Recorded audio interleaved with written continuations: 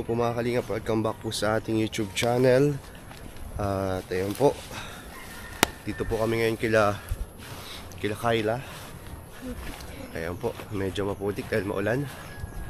Kaya samahan po natin si Kayla po mag-report po sa barangay about po sa mga nangyari po dito sa kanila. Labuy. Sa Bicol, Labuy. Kaya kasama natin. Tagalog, Lusak.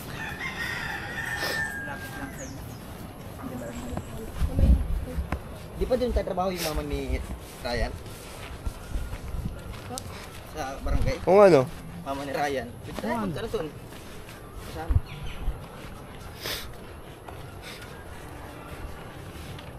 Uy, medyo maputik ng kaunti.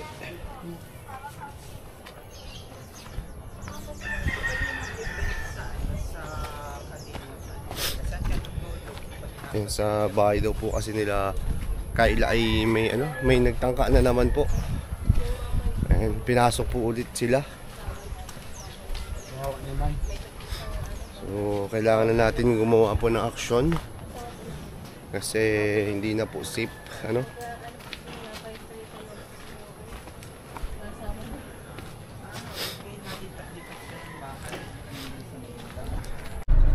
So ayan po, ito na tayo. Samahan na po natin si Kayla. Yes po mga kalinga. Grabe guys talaga. Grabe ng panahon talaga ngayon. Iba na talaga. Palala na ng palala ang mundo. Nice. Heal the world.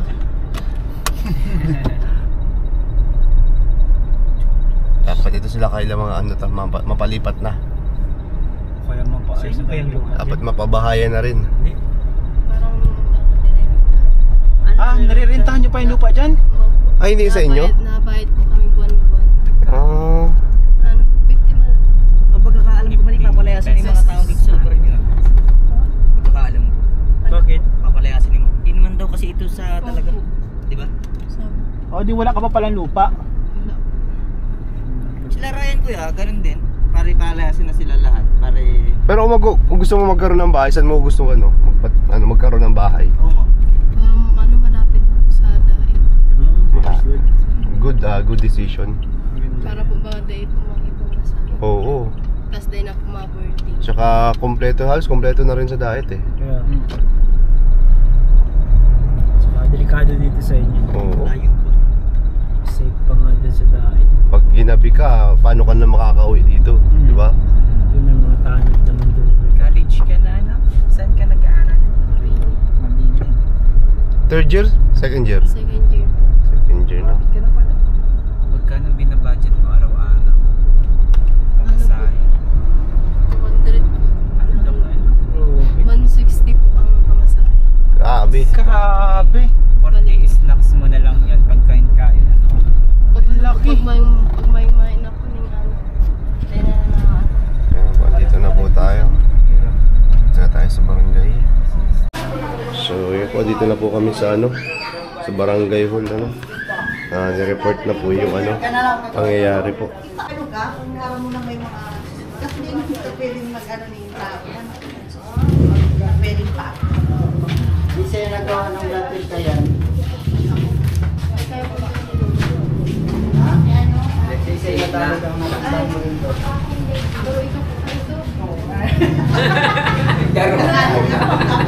Maabot ka.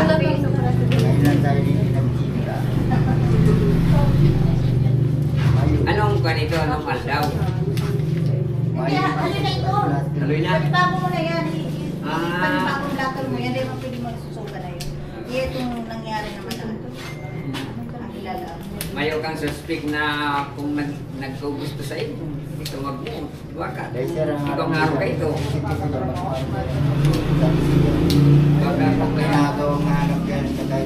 May sulat mo para di ko makalimutan. Nakagita mo yan. Kung kaya mong i-video Kung kaya mong i-video siya. Sana makaprovide tayo bro ng CCTV. May Oo, CCTV. sana TV. Mas Doon sa may maganda. part ni nga. Yung nakakonect lang sa cellphone na CCTV. Meron kami sa bahay ganun eh. Yung sa cellphone na makikita mo na. Sa din, ganun din sa bahay. Cellphone lang. Ako na. Kakunik sa cellphone, may wifi man ako. Kahit nga ano eh. Yun na lang, ano kasi siguro naman, barato lang naman yung CCTV. Ano. May ilaw kayo sa labas. Dapat Ay, yun. ilaw man Ito ba? pinakandal. Kaya, pero yung CCTV, iyan mo sa mga part na hindi niya mahimbing. Oo, di mo Pero mapapansin. naman sa part na ilalao mo rin na yun, i-place mo doon. Na pero hindi ko mananagan. Maganda talaga, CCTV, madali yan. Itaram kung ano ang pinakabakay. Tapos yung mga babae. Kaya nga. Nakailang ulit na po kasi ay. Nakailang ano na Dapat ba? bawat mangyayari na rin. Nakakadar na. Para Ano, nakaano. kasi matatandaan mo yun, pero ang outdoor na naman. Pag Tama. ba nanaro na kayo, araw na ito ang nangyayari, babantayan mo na yun. Kasi araw mo mabalik na naman. Ay kung araw ka kung panahon kita taray kang nasa mga ang pinaghanda. Kasi siguro mag-repag ano ka, Grabe, mag-ano si sa mga tanong paraing na itim, itong ano? oras na araw kayo bantayan. Mas kinagluban na Pero manok, dapat kinaharap araw oras na pa. naman. May mga araw yan si mga nagdadaan. Tatandaan mo siya. Ay, handaan kung paano. Total niya. Napalat tagama. Okay na Carla? Okay na? Naka-ano na record na? Ayan, sige, bye-bye. Salamat po kuya sa Pinaka pagsama ano po. doon kayo, dapat pamukhaan mo. Oo, Oo. yan. Talaga. Tapos yung mga Tama yung mga sinabi nila. Tama yun. Makinig ka doon. Pagka may ganyan, report mo agad. report agad. Kung kaya Kasi- mong videohan talaga, videohan ko. Ano? Saka maganda sa video, may date and time na. Mm. Kita mo na ang date and time. Oo. Saka maririnig mo kung ano yung papak mo. Video ano? Pag magkano. Sana makaprovide tayo ng ano, na CCTV. CCTV. Sana. Kailangan yun. Kailangan nyo na natin CCTV. Ano kailan ingat? Ang mahal Sige, mo sige. po kaya anong CCTV? Mag-ipunan natin. Kaya yan. Huwag mo isipin na mahal. Kami kakain ng 2 gabi. Yes. Para sa CCTV. Kasahod. Sige na natin. Okay, maabaga na tayo. Oh, mag-aabaga na tayo. Sasakripisyo lang ni Norman yung bahay niya. Ay, wag. Kami na lang. Gusto mo doon ka na magtira? Ang layo naman. Tapos ikaw na lang dyan. Ah. Ano? Balit muna kayo. Napaisip si Kaylaw. Ay mga kalingap, yun lang po yung ano natin ngayon na barangay po natin. Opo. Maganda na report Tama, natin. Kapag mangyari ulit yun, pa-report natin ulit. And syempre, solusyonan din natin gawa tayo ng mga small steps para Yes. ma-prevent yung Ayusin yung bahay. Oo. Mga sira-sira doon. CCTV. Maganda ilaw. May masyadong maliwanag yung ano para. So, ayun po guys, pauwi na po kami. Galing po kila Kayla. So, grabe po ang nangyari po kila Kayla ngayon. Sana matigil na yun, ano? Sana matigil na. Palagay nyo guys, anong dapat gawin talaga ni Kayla? Ikaw bro. Ikaw yan, palagay mo Ako pala. Oo. Ang ako, nasa isip ko talaga is preventive measures na talaga. Dapat may CCTV, self-defense, saka kapag ganun talaga na may nangyayari is talagang ano nga, tawag doon, report. Saka dapat mamukhaan niya. Kasi pag namukhaan yan, ano na yan eh, tawag doon, Pwedeng ipatawag. pwedeng ipatawag. Oo. I-interrogate lang, ano? Tanungin. Oo. Hindi naman agad-agad ipapakulong yun or ano. Sabi ni Kayla Tatanungin medyo mo. ano pa daw eh, medyo bata pa daw eh. Ah. Parang mga binata daw eh, parang siguro. Feeling ko, ang estimate yan baka mga 18, 19, Ah. 20, mga ganyan. Kaya feeling ko dapat talaga kada may ganung pangyayari, report agad.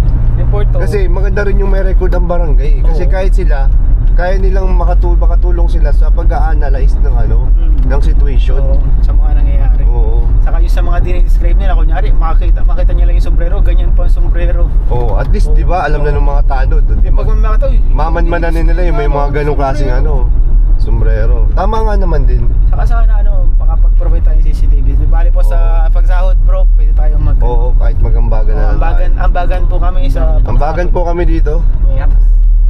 Ayan po. Para sa CCTV. Mga kaambagan natin. Yes. Shoutout mga kaambagan. Kasi talaga si Kayla na rin talaga yung makakagawa lang din ng paraan para makita, mahuli yung pumapasok sa bahay nila. Oo. Oo. Sila lang din mga Oy. magkakasama sa bahay nila. Muntik na tayo guys.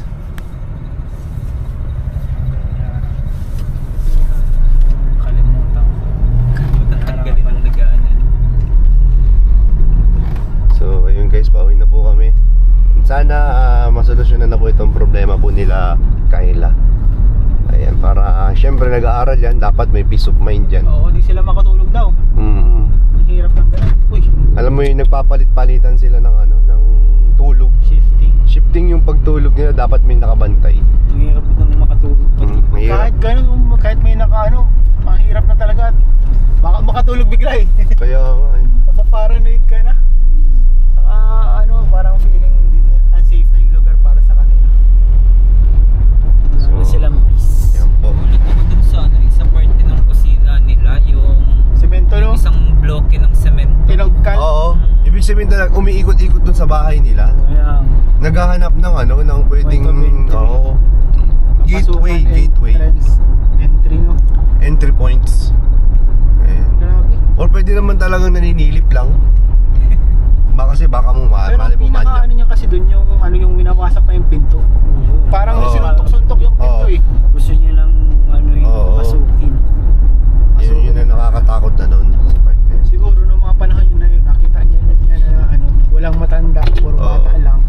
Kaya lumakas yung loob niya. So tama nga din yung dapat may kasama silang iba doon. Makaso nga daw, ang sabi nga naman ni Kayla, wala man nga daw sumasama. Nagsabi na sila sa mga kamag-anak, wala man daw sumasama. Siguro wala din available na oras. Mga busy rin. Busy, pamilya, may mga kanya-kanyang pamilya na din. Pero feeling ko pag napaayos yung nila kailang pa-semento lang Oo, yun. maayos lang sana yun. Parang safe Okay. na sila dun eh. Oo, bawas na yung isipin nila doon. Maayos lang yung pinto, Yes. may butas-butas, yung mga tanggal-tanggal ay masemento siguro. Mahirap talaga yung sitwasyon nila. So, ayan po guys. Thank you po sa mga patuloy po sumusuporta sa sa mga beneficiary po ni Kalingap Prab. Ayan, syempre, huwag niyo po kakalimutan suportahan ang ating YouTube channel. Syempre, si Kalingap Prab, Kalingap Tahanan, si Kuya Bal, syempre, at ang amin po mga YouTube channel. Ayan, Kuya Nel and si Kalingap David, Kalingap Ian,